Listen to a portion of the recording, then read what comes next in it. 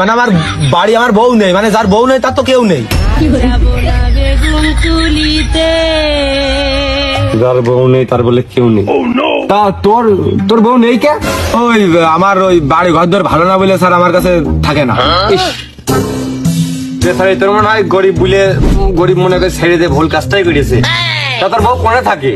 ঢাকায় গার্মেন্টে চাকরি বাকরি করে নাকি?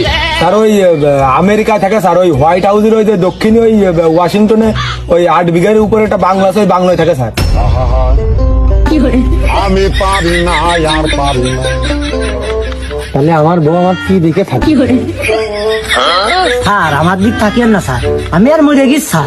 স্যার আপনি যা করবার করেন, আমি আপাতত ডিপ্রেশন আছি স্যার। রে ও বলছে কি রে, তোর কি বাইরে মাঠে 8 শতক জমি আছে, 8 কাটা আছে, আমার তো 8 শতকও নেই। এর বউ বলে আমেরিকায় 8 বিঘের বাংলায় থাকে, তাই তো হোয়াইট হাউসের দক্ষিণে বলে ওয়াশিংটনে।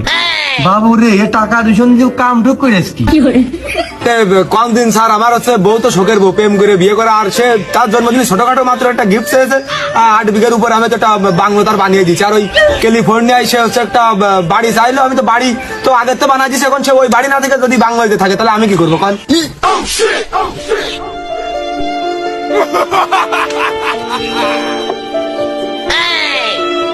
আরে টাকার কথাই দিস নে, টাকার গরম লাগতেছে, আবহাওয়ার গরম না। তা তোর বাপ মা কনে?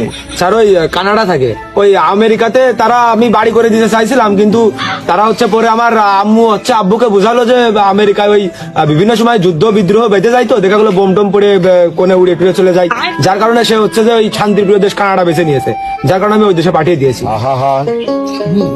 আমি পারি না আর পারি না। আপনি কি আছেন? ও স্যার না গেছেন?